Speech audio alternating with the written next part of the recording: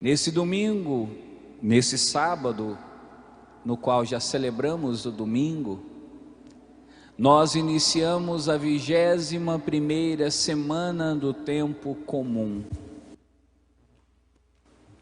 E temos hoje diante de nós 3 leituras aparentemente nada a ver uma com a outra. Já disse para você que uma das formas de você tentar entender o sentido da liturgia da palavra em cada domingo é você pegar uma leitura e comparar com a outra, e comparar com o Evangelho e ver do que essas leituras falam. Aparentemente, nenhuma tem a ver com a outra. Mas se nós colocarmos uma lupa nesses textos e formos avaliar esses textos pormenorizadamente, nós vamos perceber que eles estão falando da mesma coisa com palavras diferentes. A começar do Evangelho, que não fala outra coisa senão sobre a missão, a responsabilidade que Jesus concedeu a Pedro de administrar o reino dos céus. Jesus nomeou Pedro como o administrador do reino dos céus. Chegou a dizer para ele: tu és Pedro, sobre essa pedra edificarei a minha igreja, e eu te darei as chaves do reino dos céus. A segunda leitura, embora não cite expressamente essa palavra, fala sobre conselheiro. E conselheiro aqui é aquele que não só dá conselho, mas aquele que ajuda a administrar. Aqui na paróquia da Catedral, por exemplo, nós temos o conselho da paróquia, o conselho paroquial. São pessoas que ajudam o pároco, no caso o Frei Valdo, a administrar a paróquia da Catedral. E a primeira leitura fala também sobre isso, sobre um administrador. Poderíamos então pegar aqui qualquer um desses textos, mas eu vou escolher com você o texto da primeira leitura, até mesmo porque é um texto muito pouco conhecido, e vai ser talvez uma oportunidade para você de mergulhar em territórios ainda não explorados da palavra de Deus. Eu acredito que se você for participar de uma missa no domingo, 99% das missas que você poderia participar vão falar sobre o Evangelho. Mas o Evangelho já é um texto muito conhecido, e por isso eu gostaria de explorar com você essa primeira leitura, que tem o mesmo sentido do Evangelho, e você vai entender. Essa primeira leitura fala sobre um administrador do palácio chamado Sobna, S-O-B-N-A. Isso está no livro de Isaías, capítulo 22. Para você que está em casa, esse é o texto que nós vamos refletir. E fala também sobre outro homem chamado Eliacim. Em outras versões da Bíblia, o nome do homem é Eliaquim, filho de Eucias. A primeira leitura é basicamente Deus mandando uma mensagem para Sobna, através de Isaías, dizendo: olha, eu estou te demitindo, você vai deixar o seu posto, e no seu lugar vai entrar Eliacim, ou se você preferir, Eliaquim. Eu acho até oportuno você refletir com o padre sobre esse texto agora, porque nós estamos em um tempo difícil no Brasil, onde muitas pessoas estão sendo demitidas dos seus empregos, muitas pessoas estão sendo mandadas embora, outras pessoas até iniciaram um projeto, iniciaram alguma atividade econômica e tiveram de parar no meio do caminho, e sempre fica a pergunta: por quê? Por que eu estou sendo mandado embora? Por que o meu projeto não deu certo?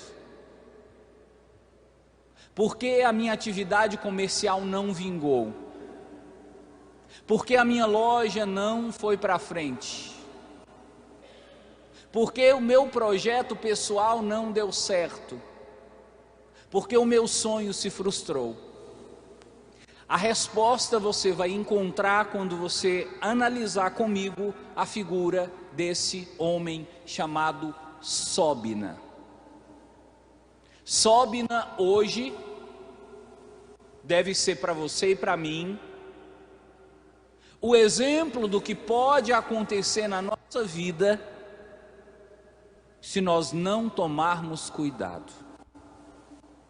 Qual é a ideia, o pano de fundo, o cenário aqui?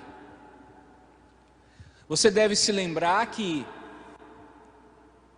o reino de Israel teve como um dos seus maiores reis Davi.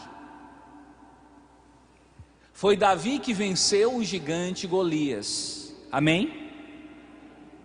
Foi Davi que conquistou territórios para Israel. Foi Davi que conquistou riquezas. Foi Davi que levantou o nome de Israel como nação. Antes de Davi, Israel era desprezível. Depois de Davi, Israel era um reino que se impunha diante das outras nações.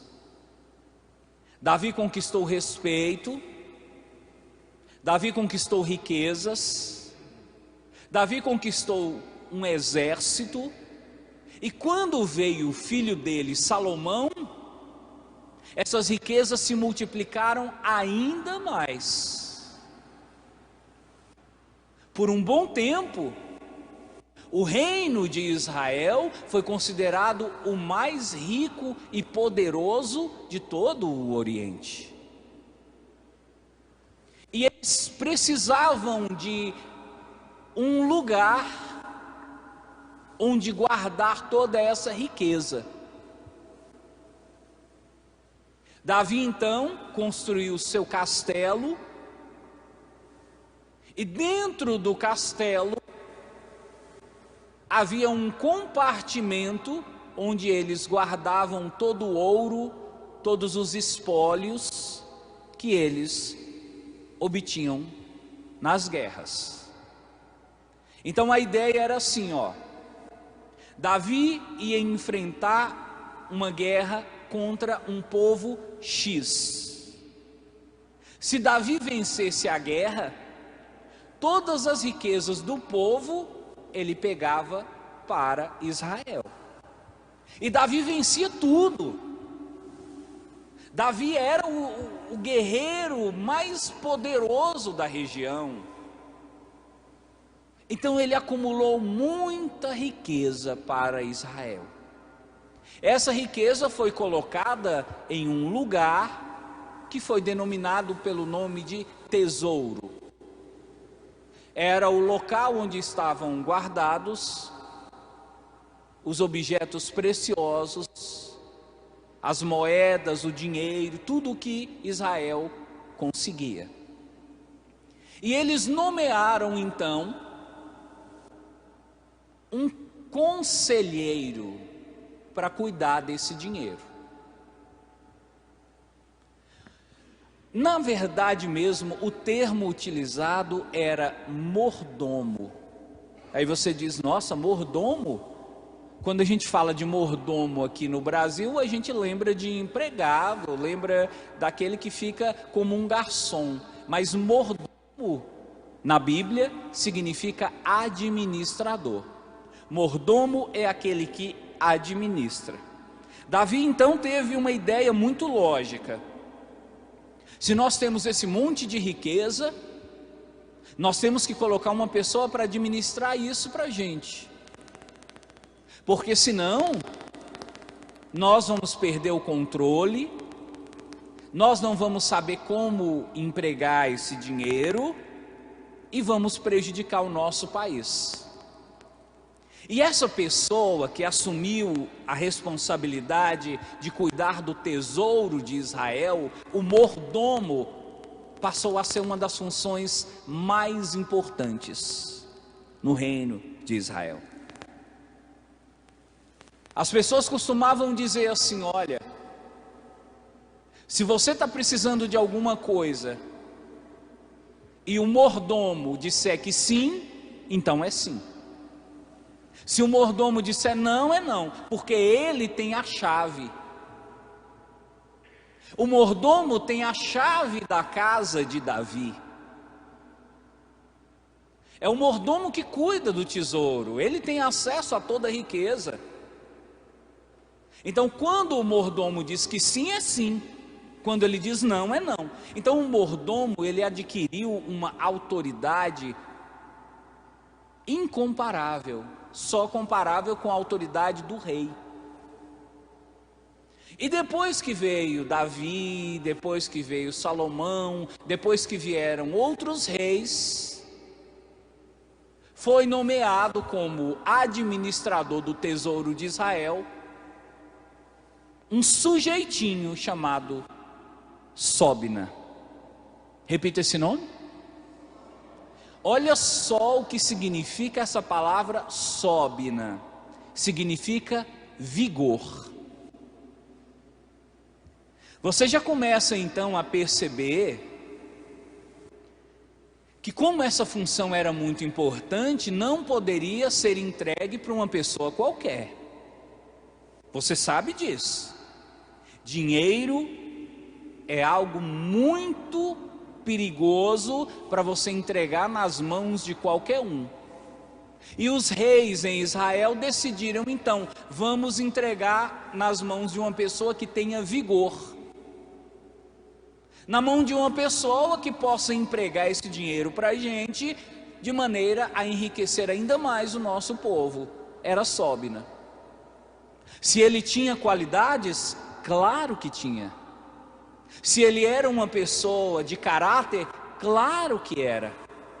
Se ele era um homem vigoroso, o próprio nome dizia. Sobna significa vigor. Certamente o rei que instituiu ele como administrador do tesouro pensava assim: ele vai utilizar todo o seu vigor em prol do tesouro de Israel.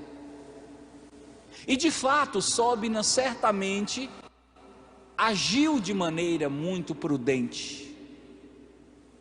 Agiu de maneira que pudesse trazer dividendos para o país. Mas sabe o que foi acontecendo? Aos poucos ele foi perdendo o seu vigor. Aos poucos ele foi se acostumando com aquela dinheirama que passava na sua mão. Aos poucos ele foi se deixando corromper.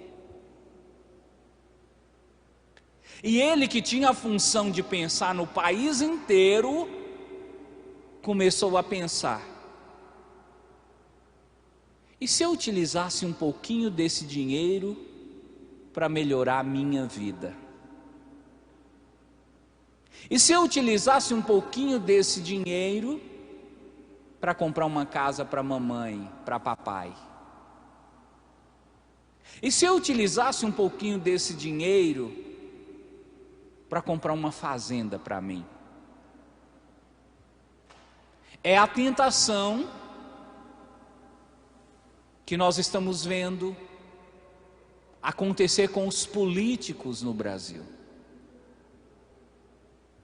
Pessoas que lidam com muito dinheiro e que acabam se esquecendo de que o dinheiro não lhes pertence, mas pertence ao país, e começa a pegar o que é do povo e usar em seu benefício.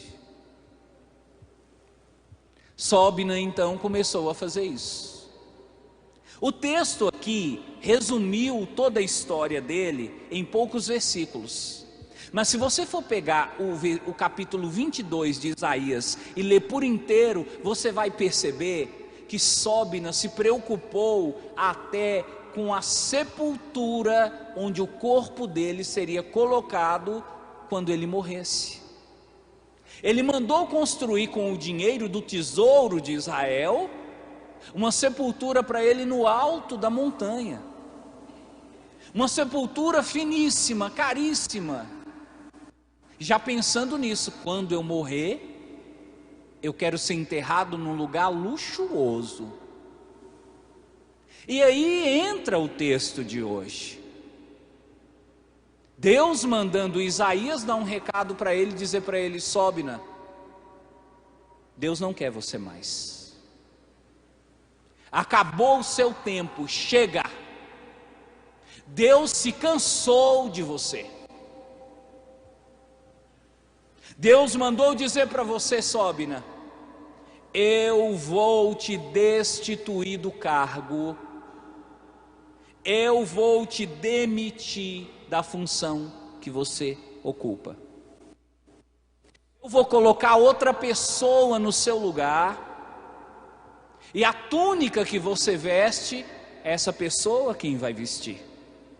E a faixa que você usa, é essa pessoa que vai usar. Eu vou retirar toda a autoridade que eu te dei, e vou entregar para esse homem que eu escolhi. E sabe o que mais?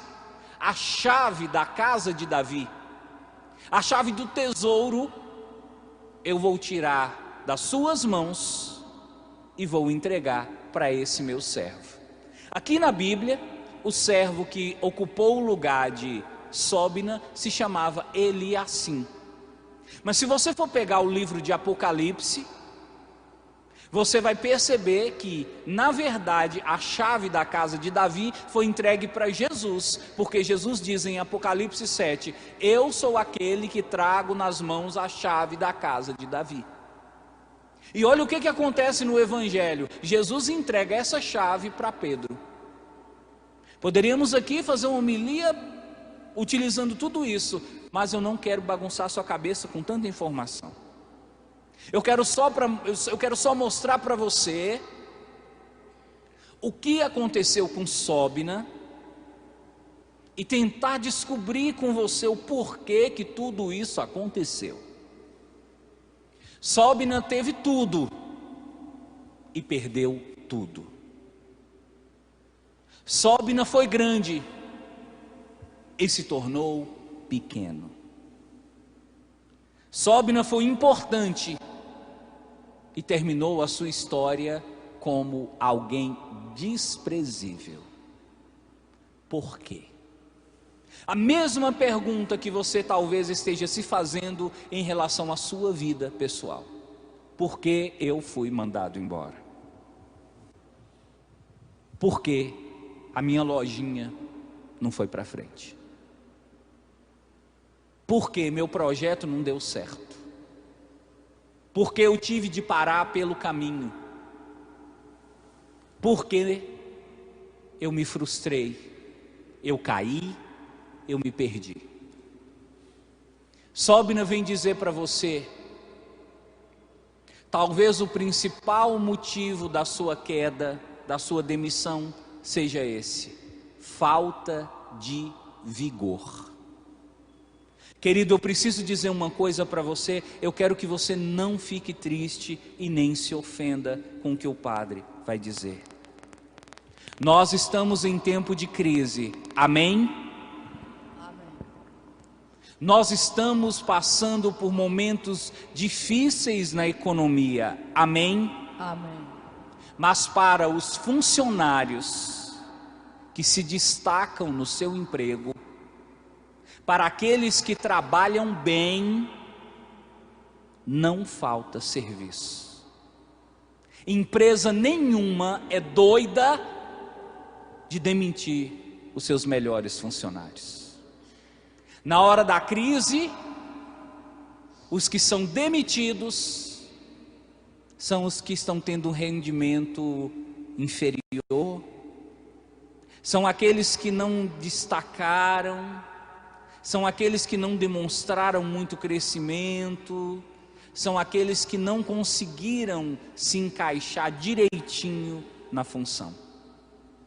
São aqueles que perderam o vigor. Esse foi talvez o motivo de Sóbina ter sido descartado. Ele perdeu o vigor. Ô padre, quando o senhor diz que ele perdeu o vigor, o senhor está dizendo que ele perdeu a força de vontade? Sim. Ele perdeu a força de vontade. Assim como muitos de nós que começam numa empolgação, aí passa um mês, passa 2 meses, já vem aquele cansaço, já vem aquele desânimo, já vem aquela preguiça, mais um dia de trabalho, mais um dia de serviço, e você vai perdendo o entusiasmo. Deixa eu dizer para você, quando você perde o entusiasmo com alguma coisa, você perde o direito de merecer aquilo que tem. Se você, por exemplo, está perdendo o entusiasmo com o seu casamento, você está perdendo também o direito de ficar casado. Se você está perdendo o entusiasmo com o curso que você faz, você também está perdendo o direito de fazer esse curso. Se você está perdendo o entusiasmo com o trabalho que você tem, você está perdendo o direito de estar nessa função. A perda do entusiasmo retira também o direito que você tem àquela coisa, àquele bem, àquela posição. Daí eu digo para você, cuidado com a perda do entusiasmo. Você que está desmotivado, cuidado. Sóbina é um exemplo de onde pode terminar a sua vida. Você vai perdendo a motivação, você vai perdendo o encanto, você vai perdendo a alegria com as coisas. De repente você perde não só a alegria, você perde a coisa. Vai perdendo a alegria com o casamento, de repente você perde a sua esposa, perde o seu marido. Vai perdendo a alegria com seus filhos, de repente você perde os seus filhos. Então, cuidado com a falta de entusiasmo. Eu fico muito preocupado com isso até dentro da igreja. Quando eu chego na igreja e falo, todo mundo batendo palma, e eu vejo um senhorzinho lá no fundo de braço cruzado, eu passo a mão na cabeça e falo, ai, ai, ai. São esses que facilmente podem mudar de religião. São esses que, se um evangélico, se um espírita, uma seita for procurar e falar, venha visitar, eles vão. Por quê? Perderam o entusiasmo com a igreja.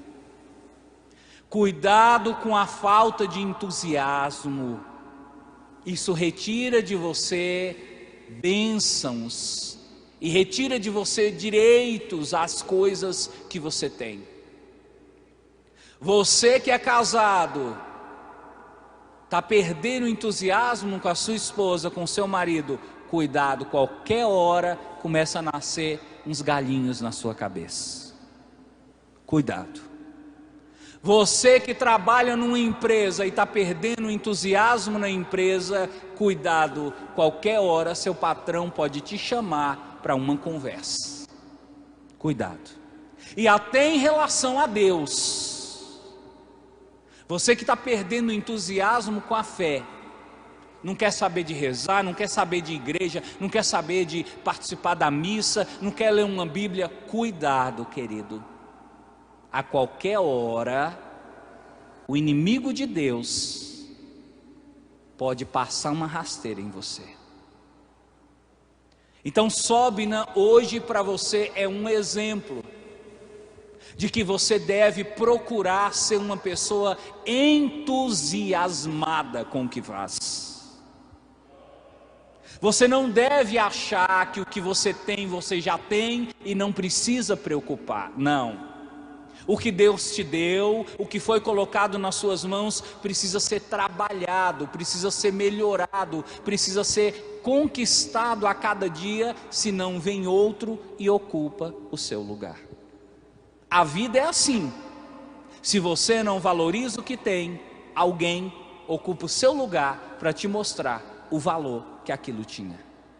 Sóbina também é um exemplo do que pode acontecer com você quando você se deixa levar, se deixa corromper pelo egoísmo. O egoísmo é você querer ter tudo na frente dos outros. O egoísmo é você querer tirar vantagem em tudo. É você querer ser o primeiro em tudo. Deus deu a Sóbina a oportunidade de ajudar o país.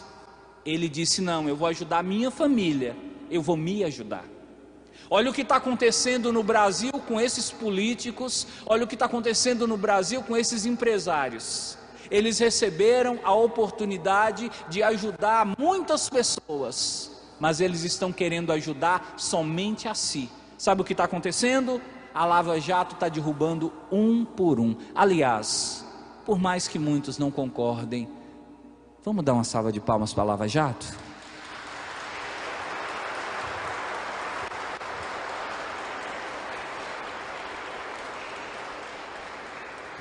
Tem que acontecer isso mesmo. Está no cargo, começou a roubar, começou a olhar só para si, começou a confundir as coisas, tem que ser tirado, tem que ser trocado. Deus fez isso com Sóbina e Deus vai fazer isso no Brasil.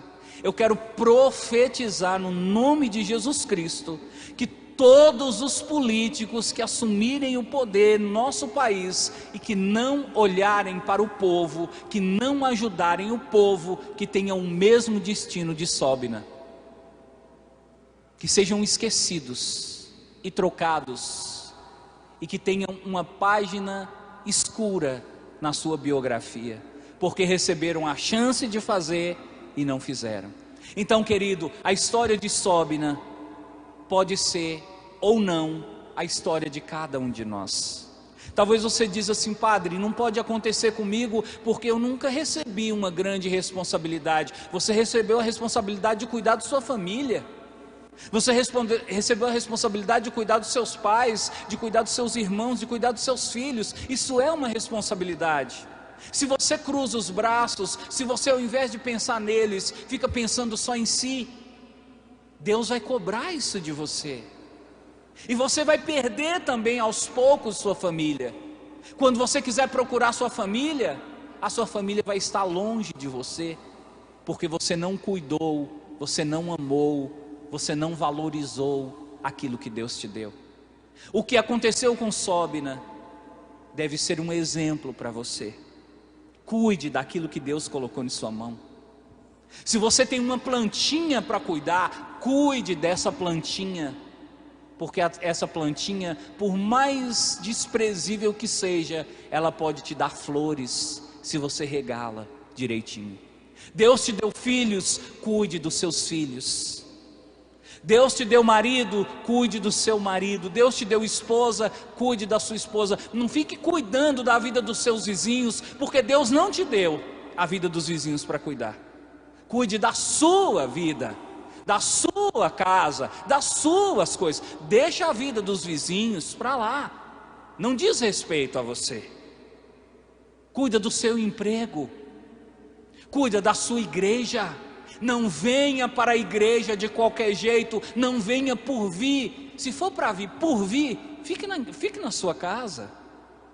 Não perca tempo na igreja, não. Igreja é para quem quer Deus, querido. Igreja é para quem tem fome, para quem tem sede. Igreja é para quem quer se encher. Então, ao sair de casa, saia com esse propósito: eu quero Deus, eu vou buscar Deus na igreja, e eu vou me esforçar para poder fazer valer a pena cada minuto que eu passar na igreja. Não vou para a igreja para cochilar. Não vou para a igreja para ficar reparando roupa dos outros. Não vou para a igreja para ficar me encontrando com os amiguinhos. Eu vou para a igreja para ver Deus, para falar com Ele, para receber sua bênção. Se você fizer isso, você vai ser como Ele é assim. Vai receber a túnica, vai receber a faixa, vai receber a chave de Davi. Louvado seja nosso Senhor Jesus Cristo. Para sempre seja louvado.